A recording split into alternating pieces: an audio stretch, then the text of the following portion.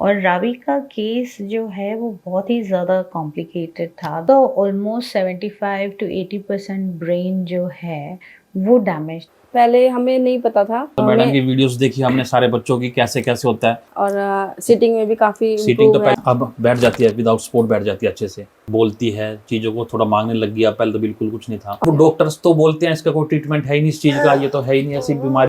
अब दूसरे बच्चे को देखते हैं वो ऐसे करता चलता है, फिरता भागता है। अपने बच्चे को देखें फिरना तो दुख तो होता है, पर जब से मैडम से ट्रीटमेंट किया आप कम से कम 10-15 फीट तक का दूर देखने लगी है। धीरे धीरे ब्रेन जो है सेल्स हर जगह से डेड होते जा रहे हैं। तो वो डेवलपमेंट आती ही आती है, क्योंकि हम वहाँ पे जहाँ पे 85% ऑफ द ब्रेन उनका ख़त्म हो गया था, वॉकिंग में भी आता है, मूवमेंट में भी आता है, आँखों के अंदर जहाँ पे रावी को झटके आते थे वो भी बहुत कम हुए हैं। जो हम नसों की टेस्ट करते हैं उसके अंदर। और सबको ही बोलते हैं कि एक बार तो आओ। देखो हरियाणा करनाल डिस्ट्रिक्ट से, मेरा नाम विनीत है। मेरा नाम अनुराधा है। मेरी बेटी का नाम रावी है और ये 2.5 साल की हो चुकी है बल्कि। और इसमें पहले हमें नहीं पता था। हम ऐसे नॉर्मल चेकअप के लिए गए थे, तो फिर उन्होंने बताया था कि कुछ प्रॉब्लम है बच्चे में। नेक होल्डिंग नहीं थी। उन्होंने बताया बच्चा सिर्फ 5 मंथ का है और नेक होल्डिंग हो जाती है आराम से, और बच्चा अपने हाथों को भी होल्ड मतलब करने लग जाता है, देखने लग जाता है। फिर हमने धीरे धीरे हम दिल्ली से इलाज कराया, उन्होंने फिजियोथेरेपी बताई है, तो इतना कोई आराम नहीं लगा। फिर हमें एक साल बाद, 1 सवा साल की थी ये, फिर हमें मैडम के बारे में हमने लाइव वगैरह मतलब वीडियो सर्च आई एकदम हमारे सामने, फिर हमने सर्चिंग की, फिर हमें पता लगा कि भाई ट्रीटमेंट है इस चीज़ का। पहले और तो मैडम की हमें वीडियोस देखी हमने सारे बच्चों की, कैसे कैसे होता है। अब धीरे धीरे ट्रस्ट होता है, अब ऑनलाइन चीज़ देखते हैं तो देखने के बाद फिर पता चला भाई हाँ इस चीज़ का ये ऐसे ऐसी बीमारी है, इसका ये इलाज है, ऐसे हो सकता है बच्चे के साथ। फिर हम फर्स्ट टाइम मैडम के पास आए, फिर जैसे मैडम थेरेपीज दी। अब हमारी 4th विजिट है ये। हाँ जी, उसमें छोटे छोटे चेंजेस तो काफ़ी आए हैं। तो आईज़ में भी फ़र्क है और सिटिंग में भी काफ़ी सीटिंग तो इम्प्रूव पहले है। बिल्कुल नहीं थी, लेटी रहती थी, अब बैठ जाती है, विदाउट सपोर्ट बैठ जाती है अच्छे से। हाँ जी। और आईज़, जर्नल हाँ। जर्नल बिहेवियर में भी मतलब सबको पहचानती है, हाँ। बोलती है, चीज़ों को थोड़ा मांगने लग गया। पहले तो बिल्कुल कुछ नहीं था। और पैरों पे को भी सपोर्ट लेने लग गई है पहले से। पहले भी नहीं लेती थी, अब लेने लग गई है पैरों पे सपोर्ट। हाँ जी, और ऐसे पकड़ के चलाती है तो 1-2 स्टेप उठाती है, पहले बिल्कुल नहीं उठाती थी स्टेप। वो डॉक्टर्स तो बोलते हैं इसका कोई ट्रीटमेंट है ही नहीं इस चीज़ का, ये तो है ही नहीं ऐसी बीमारी, ये तो जो ये जो है फिजियोथेरेपी बताते हैं थेरेपी बस। बताते हैं। ओनली थेरेपीज करो, उससे थोड़ा बहुत इंप्रूवमेंट हो जाएगा, हाथों में जो मसल्स है थोड़े रिलैक्स हो जाएंगे। वो प्रॉपर तो ठीक बताते नहीं होगा, पर मैडम के इधर आने से तो उम्मीद पूरी है जी। देखो पूरा लगता होगा बिल्कुल जितना होगा, और सबका होगा, ये नहीं जितने पेरेंट्स हैं। बस ये थोड़ा को मेहनत तो देखो मांगते हैं, मेहनत करनी पड़ेगी, थेरेपी टाइम देना पड़ेगा बच्चे को। अब टाइम दोगे तो जितना बच्चा टाइम दो उतना इंप्रूवमेंट होगा। अब दूसरे बच्चे को देखते हैं वो ऐसे करता चलता है, फिरता भागता है। अपने बच्चे को देखें फिरना तो दुख तो होता है, पर इधर आने से इंप्रूवमेंट तो हुआ। ये लगा भाई हाँ हमारा बच्चे वैसा करेगा बिल्कुल। सब उम्मीद रखते हैं। अब उम्मीद तो फर्स्ट है। बेबी हमारी पहली लड़की हुई है, वो भी मैरिज के 5 साल बाद हुई थी। हाँ और भैया। फिर एकदम ये बीमारी आ गई तो बड़ा दुख, डिप्रेशन से हो गया था, मतलब ये क्या हो गया एकदम। फिर अब तो है, चलो उम्मीद है, मतलब है उम्मीद क्या, काफ़ी ठीक है अब तो। वही नाम से देखेंगे। सबको आवाज़ से पहचानने लगी है।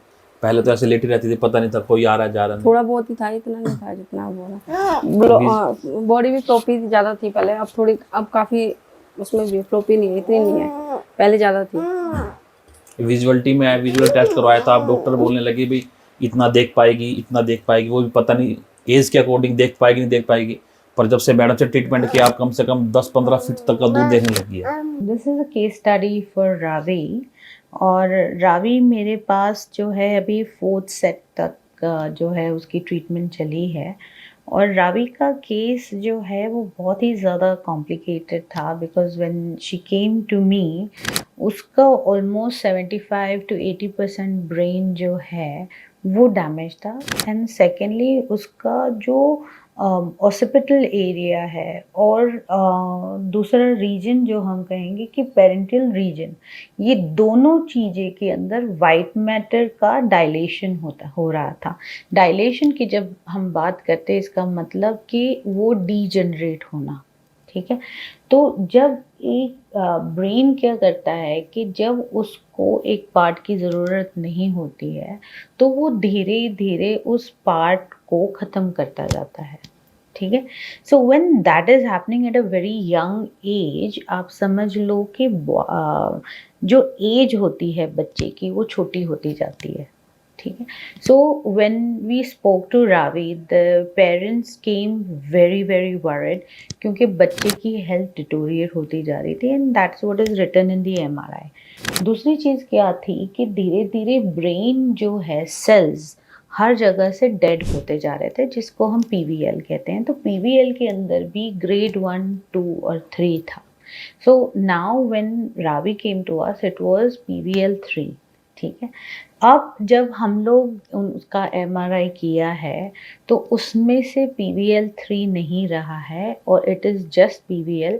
सो इट मीन्स कि अगर MRI सिर्फ PVL पकड़ रहा है, नॉट ग्रेड 3, इसका मतलब कि इन 4 सेट्स के अंदर उसका ब्रेन जो है डिटोरिएट ना होके वहाँ पे नई नई कहेंगे कि नई नई ऊर्जा आ रही है, नई नई एक्शंस आ रहे हैं, नई नई चीज़ें जो हैं वो वहाँ पे काम कर रही है, राइट।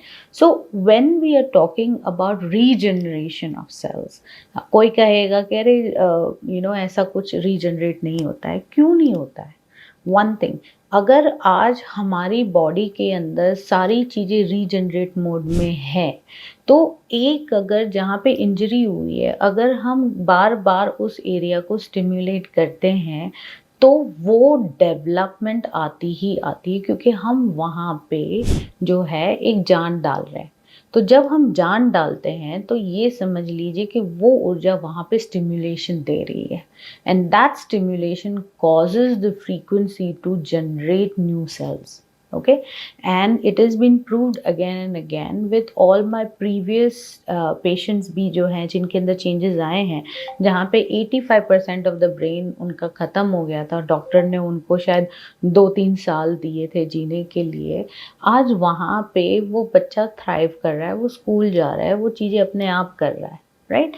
सो इन रावीज केस अगर हम देखने जाए तो देवर ऑलमोस्ट इश्यूज, जो हम कहेंगे कि उसकी हेड साइज छोटी थी, अगेन कोई नेक होल्डिंग नहीं थी, लेफ्ट साइड टर्न नहीं करता था, हाथ ग्रिप नहीं था, थम टर्न इनवर्ड हो गया था, टाइटनेस हो गई थी, बैठ नहीं पाता था, लेग क्रॉस करते थे, unable to stand like always any other place as well जहाँ पे PVL होता है, वहाँ पे हमेशा कॉर्पस कॉलोसम के एरिया के अंदर डैमेज आता ही आता है। So again when we see all of these things, आप समझ लो कि ओवरऑल ग्लोबल डेवलपमेंट के अंदर ही प्रॉब्लम आ जाती है, ठीक है। Now if you look at the last improvement, इनके 3rd visit, just take this area, इतने सारे चेंजेस आए हैं। So when we are talking about changes, वो स्पीच में भी आता है, वो वॉकिंग में भी आता है, मूवमेंट में भी आता है, आँखों के अंदर जहाँ पे रावी को झटके आते थे वो भी बहुत कम हुए हैं, और दूसरी चीज़ आँखें जो है वो स्क्विंट होती थी बहुत ज़्यादा, one use to go on the left side और दूसरा जाता था right side. Now that has come to symmetrical, जहाँ पे पहले मूवमेंट बहुत ज़्यादा होती थी, again the eyes have improve. और ये हम अकेले सिर्फ देखने से नहीं, हम जो टेस्ट करवाते हैं उस टेस्ट के अंदर भी प्रूफ आया है कि हाँ उसकी आँखें जो है internally, we are not talking about retina test, we are talking about जो हम नसों की टेस्ट करते हैं उसके अंदर चेंज आया है। So we have proof of change for every patient that is coming.